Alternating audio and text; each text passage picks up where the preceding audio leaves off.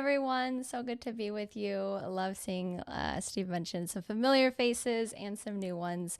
We are going to do one of my very favorite parts of this training, which is the opportunity to hear real world case studies. You heard some of ours internally at Exchange.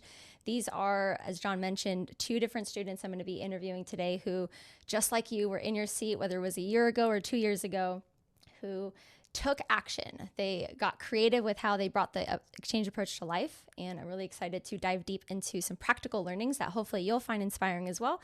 Again, with the whole intention of how do you bring to life this approach for you and your work. So I'm going to invite us, if you're not already there, page 19 in the workbook. This is where you're going to be able to take some notes and get to meet our different panelists here. So first up, I'm going to bring up Karishma Desai. Karishma, I'll let our team bring you up to the stage. There you are. Hello. Hi, everyone. So Karishma, hey, you are, as a way to just get to know Karishma, I'm going to read her bio here. She's drawing on her expertise in heart math. I think we have some heart math fans in the audience. If you're not familiar, they're a great organization. You're familiar with heart math, the exchange approach, and your 30 years of meditation practice. You empower leaders and teams to cultivate coherence, build trust, and achieve peak performance while prioritizing the resilience and well-being. I can use more of that myself. I also want to highlight, Karishma, you are in Australia, and I want to honor your commitment for being here for the full 2 days amidst the time difference. You're also a certified guide with Exchange. Congratulations. Thanks for being with us, Karishma. Thank you. Thank you for that warm introduction. Yes. And I actually have to say I'm a little bit emotional because not long ago I was an NS and I'm like, I can't believe it. I'm not an NS. I've become more attractive. I'm a CG now. And I get to share the stage with everyone. So thank you so much for having me here. Thanks, Karishma. Let's bring Mike Markley up to the stage. Mike, I'll give you a minute. There you go. Hi, Mike. Hello. So I'm going to introduce Mike here. Mike, you've got over 20 years of expertise in strategy, education, and leadership, and you empower organizations and volunteer communities, one of my favorites, to unlock their potential and drive meaningful impact. You also recently completed your very first year with Exchange, and congrats on you for becoming a certified guide as well. Good to have you. Thanks so much for the opportunity to share. I'm really excited to be here. Thanks. Brilliant. So here's how we're going to do it, folks. I'm going to be presenting a couple of questions. We're going to start with you first, Karishma. So as a way to get to know you a little bit more, do you mind sharing with everyone, where have you applied the exchange approach? Maybe specific clients, communities, or environments? Yeah, sure. An easier question would be where I've not applied exchange. So ever since I've been exposed to this approach, I've pretty much applied personally, professionally with different kinds of clients, for-profit, not-for-profit, community initiatives, real estate businesses. My most recent client is a medical technology company. And what I've enjoyed doing is using exchange approach globally. So I worked with founders in Europe, in India, and Australia. So different cultural background, different language backgrounds, all of that. Buffet of dishes. So I've used it. So I love that. A buffet of opportunities. Thanks, Karishma. correct. And Mike, how about yourself? Where have you applied the exchange approach? I've used it in a lot of different places. I'm a partner in a digital agency called Simple A, and we do content strategy and web software development. A lot of our engagements kind of lead off with the consulting piece. So I've also used it for a content leadership cohort, like a mastermind, and it really worked well there. I did that about a year ago. We work with healthcare, financial services, the tech sectors, and membership organizations. And the content strategy consulting, we just help them craft their vision and strategy. And there's a lot of resistance to change because we're talking about technology changes. And that can get, although technology is easy to talk about, the change is harder. And so Exchange has really helped with helping them create shared, like a co-created vision for what they want to do. I mean, we've had clients that we were about to lose completely because they couldn't come around to a shared vision, but with like a $25,000 workshop, a couple of days of work, we could bring them to a vision and then we can attribute some follow-on work based on that for our software team. So it's really been useful. But I've used it in the university classroom. I teach technical rhetoric and professional communication, and what I'm going to talk about today is in the volunteer realm, which is I'm a volunteer with Rotary International, and I spend a lot of time training other volunteers. And the exchange process has been really helpful to really light a fire and bring out the wisdom in the room amongst those folks that have been community volunteers for years and years. Brilliant. Well, Mike, I wish you were my professor when I was in college, because we can all, as college students or even high school students, anyone who's got kids, this approach is really tactile and adaptable to so many different places. Thanks for sharing. Team, I'm going to invite to just keep Karishma on screen. Karishma, we're going to dive into a story, a case study of yours, where you're going to be showcasing for us how you specifically applied the approach, talking through maybe the questions and choreographies you brought to life, as well as any practical learnings this revealed about the design and facilitation. I've got your slide up here if you want to guide us through those learnings. Yeah, sure. Thank you. So this is actually a series of workshops that I'm running for this medical technology company. It's for the entire, the whole company. So different teams come together. This particular two-part series was, I was leading them through coherent communication practice. And what I did was all of you are now familiar with this first question and the choreography. We actually started this today's session with the connect choreography using an artifact. So that's exactly what I did in this session. I just want to give you a background of this team, different cultural background. It was an online session with plenty of technical glitches. The group is actually very shy, a very closed group. It takes time for them to open up and interact even with each other. And they're basically a medical technology company. So all they do is work, literally. I don't know if they take lunch breaks and connect to each other even in lunch breaks. So I decided that I wanted to start off with something that is fun, but also safe for them. And if I could actually get something where I have to do less talking, less persuasion for my insight, which in this case was causes for miscommunication. So kind of like an energy efficient move, if you like, was this question for me, where I actually encourage them to think about the least, a story that reminds them of least effective communication. And then later on, pick an artifact. So I gave them the time to reflect everything you pretty much experienced in the beginning of today's session, and then get them into groups. And I could feel that giggle, that lightening up, and how they could connect with each other in a fun way, in a creative way when they shared their artifacts. And when I invited the voices, I could feel their excitement, sharing their wisdom, nominating more stories than they were even invited to. So it was really, really moving for me to see that. And it was just a perfect segue for me. Like I said, an energy efficient move for me, because I just borrowed their examples to drive my point, the main insight of, the causes for miscommunication. So kind of using their insights, using their artifact and their personal life examples to drive my point was just a breeze. So so that's how I started out. And then we've also talked today about using exchange approach as an experiential bookend. So if you have a look at the high level agenda, I'm inviting them into a present active learning question, where I'm just asking them a simple question like, what we experienced today, what do you remember? What will you remember to remember? Or your biggest aha, gift, takeaway? Got them into groups. And when they came back, they had so much to share. And it was just a beautiful integration of the whole process coming through.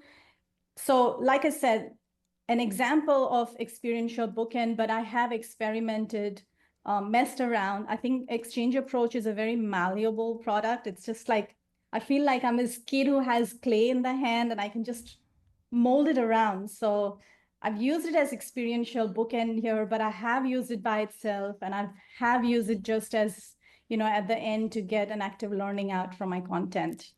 But, yeah. So just to highlight a couple of points you made, Karishma, it sounded like not so much disengaged, but maybe disconnected team, more shy, introverted. I even saw a Tara put, sounds like my firm. So an audience that maybe might have felt a little risky to even bring this approach to. I know when you and I were talking together, a little bit of even hesitation, like, is this going to work?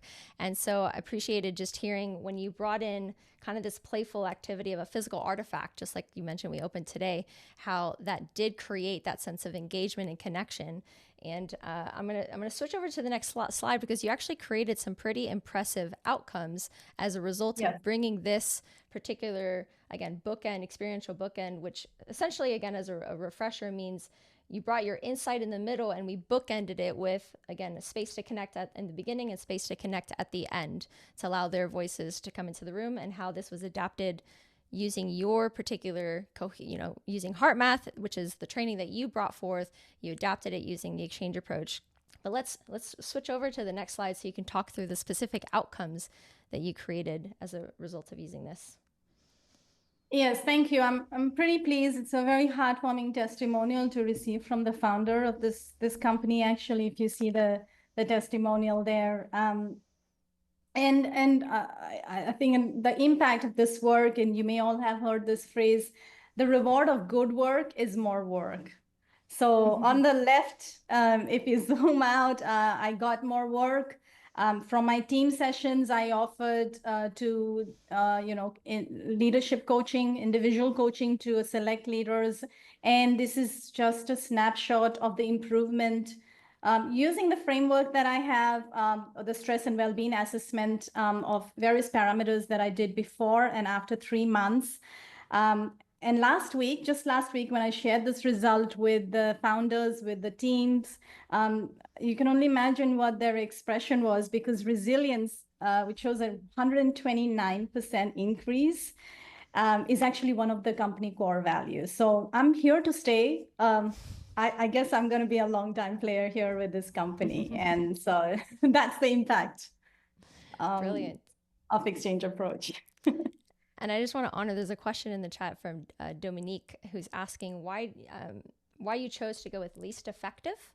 So if there's anything you want to bring presence to, why you started with that. Absolutely. And thank you for asking that question.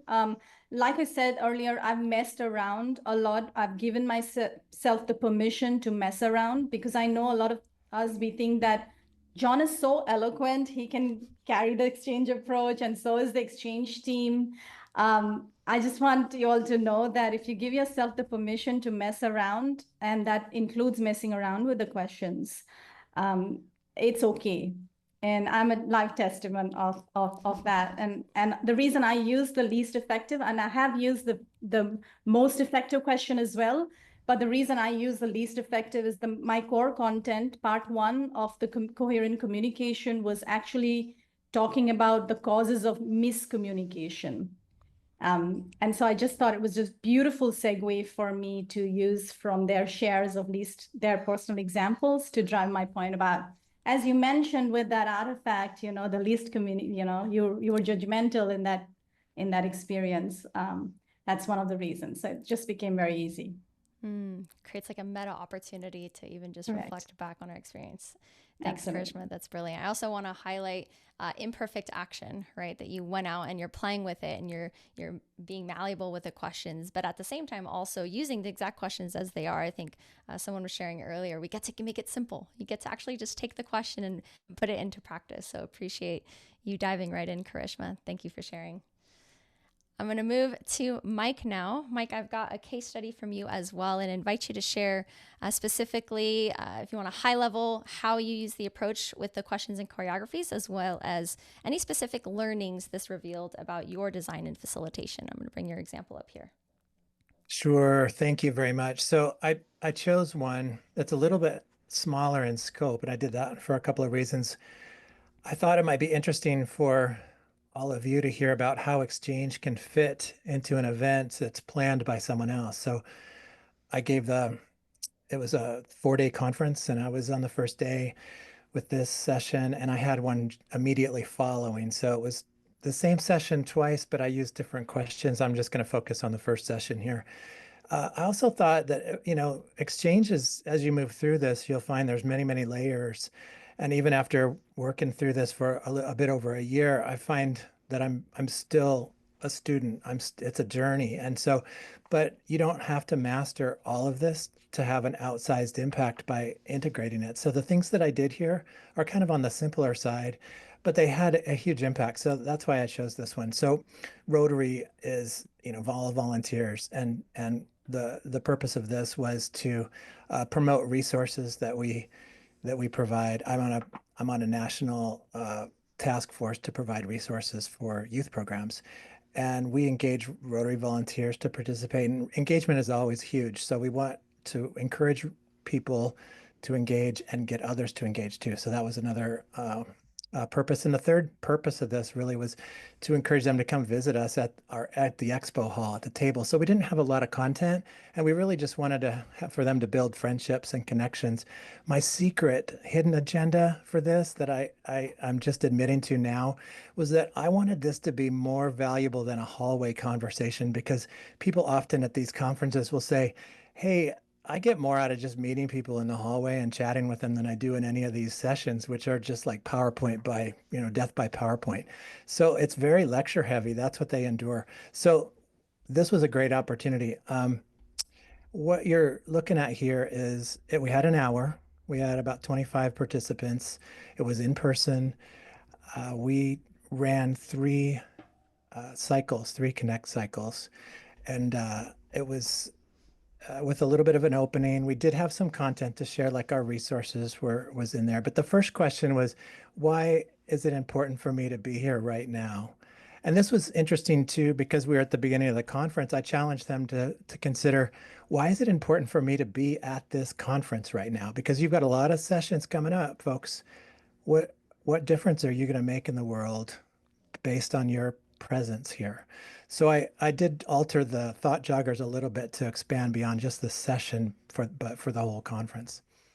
And then we, that was we broke people up into the groups. And I got to say, when you release control over the room in person, it's a lot different than on Zoom, because you can't force them back from the breakout room. So you do need to really have a plan for that. And that was always, it's a good problem to have, I suppose, if your people are just, engaged so quickly, and they really were. So I got to say, running 3 cycles was a challenge in this situation.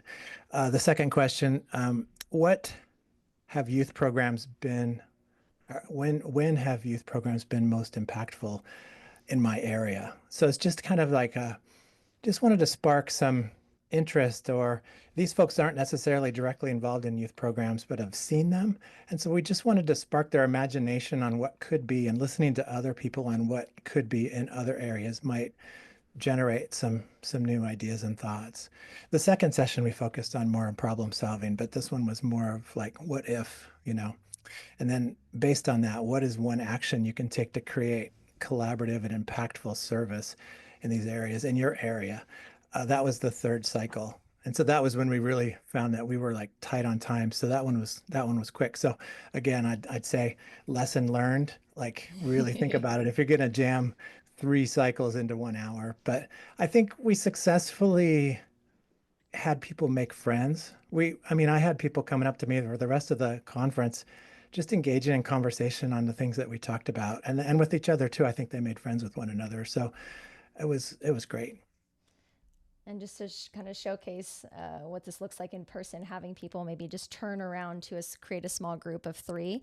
As Mike mentioned, when we're online, it's nice and easy to have full control over that. But inviting, and you can see just the engagement too in the room of what's possible. And I love that you also had, again, visual slides to prompt. That's part of what we teach at Exchanges, showing multiple different ways to presence the question. So you're verbally stating it, having a visual to support is also always helpful. Any specific outcome that you noticed as a result of again, using multiple connect choreographies and these 3 different types of questions, Mike? Yeah, I talked about the struggle with having 3 cycles, but one outcome it did have was it quickened the pace. Like like the pace of this session was quicker than any other that I participated in or attended and I thought that was a good thing because it forced people to like don't overthink it, just engage. And the second, which leads to the second one, which was it's not a spectator sport. And we really got people to talk with one another. And so many of the other sessions are spectator sport. And so it was really a way for them to make a friend and connect and problem solve. There's so much wisdom in the room. How could I possibly come up with anything that would match what these people who have been decades of experience as volunteers, which is really the third thing too, it just enriches the content. So, and I witnessed that. I got feedback on that. When I ran a session similar to this elsewhere, I had a guy he is an instructor at the military academy in Denmark. And he came up after and he said, I've never seen this delivered like this. And I really, really like this. And I thought, wow, that's like, I'm putting that, like, I'm going to put that little note on the wall. That's a big deal for me. Couple things I just want to highlight that I'm thinking about as you're sharing this, Mike. We have a saying at Exchange is plan tight, hang loose. And so having even just in, again, the timing on these, you might have planned for 15 minutes, but it sounds like tight on time. And you can actually do a 5-minute connect choreography. Just keep it super brief, right? You're prompting the group to maybe share in a sentence or less, things of that nature. And then just holistically, again, another a great visual example of the experiential bookend, right? I want to highlight though, you mentioned I didn't have a lot of content to share. And I find that sometimes when I talk to students of Exchange, there's this fear. There's 2 kind of camps. I've got a ton of content. How do I integrate the Exchange approach? And then I don't teach anything. I'm new to this whole facilitation thing and I want to be more of a speaker. I want to do this, and just really leaning in that this approach really brings to life, again, like you said, the wisdom in the room. And so if you don't have content, this is really leaning on the Exchange approach will get you to be that speaker, will get you to be that group community builder, that group leader. So really appreciated your example here, Mike, on multiple levels. Yeah, thank you. I'm going to close out here with a final question. We're going to come back to you, Karishma, if we can bring Karishma back up. It's just a final way to close out and, again, go deeper into learning. What additional outcomes or impact has the Exchange approach made possible for you personally and or professionally, Karishma? One of the things that Exchange has inspired me to do is think in terms of frameworks. And so I'm going to answer this question with my 3 C's that I've come up with. My 3 C's, what Exchange has given me personally, professionally, is the confidence. Confidence because I've used the Exchange approach multiple times, like on Automate, and I've seen the success after success after success. That's given me the conviction. So confidence, conviction. And the third one is a little bit unusual. It's the CEOs. I actually now find myself approaching the CEOs and founders more like previously. Before I was exposed to the Exchange approach, I had all this content and I had all these skills, but probably the confidence and conviction boost has allowed me to approach the CEO. So the 3 C's are my short answer. Love that, Karishma. Thank you. Mike, same question to you. What additional outcomes has this approach made possible for you, whether personal or professional? I love appreciative inquiry. I find myself asking way better questions and also it's a way to improvise in those situations. But I even found myself, and I was in kind of this very personal situation. My parents who were arriving at like age 90 and living at home, and they had like some tough decisions to make. And there was it's time for a little role reversal where the kids need to start playing a bigger role. And I sat down with them and I didn't want to sit down with them and have this conversation, but I did about just what's the future look like. And I found that by kind of transferring it over to them with good questions, I learned so much from that. And so for me, that was priceless because I really got good information from that really helped with what followed. So that was about a year ago, and it just appreciative inquiry that we learn in this space and the the opportunities to practice and grow confident in using it. And I've tried it in lower stakes situations, and in a high stakes situation like that, I felt it really came through for me. Powerful. Thank you, Mike. Yes, we say this could be looked at as a skill to learn, but it really is overall a way of being. And so appreciate just hearing how you brought that home also. I've had experiences like that. It's very meaningful. Mike and Karishma, fantastic job to both of you. Congratulations on continued success with this approach. I'm now going to turn it to the group. If you guys want to take something to write with and something to write on, we're going to go into typical exchange fashion. As John mentioned, the learning starts when we stop talking. So this is your opportunity, I'm going to play a little tune here, to reflect on any appreciation. I'm going to write the word appreciation. What do you want to appreciate about something you heard maybe Karishma or Mike share? Maybe it was a nugget, an insight. What do you want to remember? Go ahead, take a quick 10 seconds or so. What did you write down in your notes? Maybe you want to highlight, underline that one key point. And would love to invite in, if someone wants to be brave and courageous, we can bring in 1 or 2 voices to the room. You guys can raise your digital hands. I see we're getting some love for you guys already in the chat. Alex, I see your hand came up. Love to bring you up. What would you like to share? Any appreciation? Yeah, I wanted to appreciate Karishma. I really liked the outcome of good work is more work. I think that really is a nugget that stuck with me, because so I work in DEI, and I always say that if the ideal outcome for my job would be that if I had no job. It's interesting to also hear the other side of it. Because that definitely resonated with me. And then I really appreciated, Mike, I'm actually getting ready to go into facilitating some sessions at conferences. And when you were talking about like wanting the session to be more valuable than a hallway conversation, that really stuck out to me, because it's definitely like I've been in those situations where those connections really are meaningful. And you bring those with you. So to create those hallway conversations also within the course of a session, I think was a nugget that I'll take with me as I'm looking at how I will structure my sessions as well. Awesome. Thanks, Alex. Thanks, Alex. Thank you. And I see your hand. You'll be our final share for today. Thank you. For both of you, Mike and Karishma, I think what I'm taking away is progress over perfection. Try, learn, experiment, play, make it fun, because we're going to learn a lot in doing that. So your stories just give a whole lot of permission for me to think about it that way. So thank you both. Thank you, Anne. Thank you, Anne. All right.